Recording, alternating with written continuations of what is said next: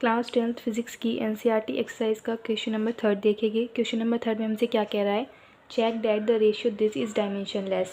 First part में हमसे proof करने के लिए कह रहा है कि ये जो रेशियो में गिवन है ये डायमेंशनलेस है।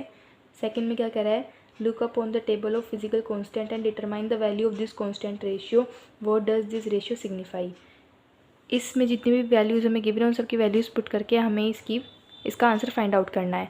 तो फर्स्ट पहले हम इसको डायमेंशनलेस प्रूफ करते हैं। मैंने के, ई, जी और एम सबकी डायमेंशन पहले से ही लिख रखी है। हमें क्या करना है, इसके अकॉर्डिंग सारी डायमेंशंस को लिख लेना है।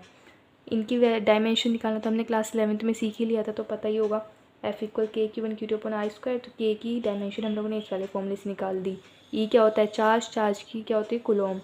जी का हमने ग्रेविटेशनल फोर्स वाले फॉर्मूले से डायमेंशन निकाल दी। और एम मतलब मास, एम ई मतलब mass of electron, M P मतलब मास ऑफ प्रोटॉन।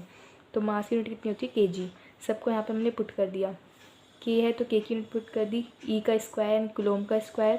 जी की डायमेंशन पुट कर दी, M E into M P यानी kg का स्क्वायर, 2 बार kg। देखो न्यूटन से न्यूटन कैंसिल, मीटर स्क्वायर से मीटर स्क्वायर कैंसिल।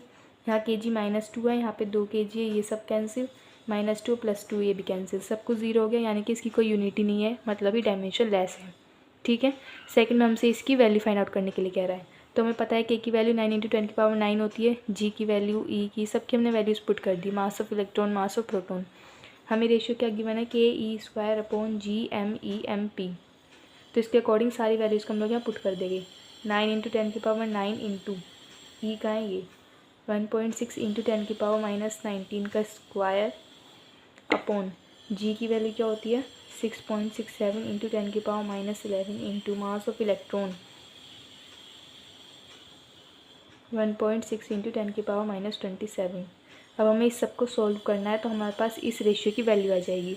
और इस रेशियो की जो वैल्यू आती है वो अप्रोक्स 2.29 × 10⁻39 आती है। ये है हमारा आंसर।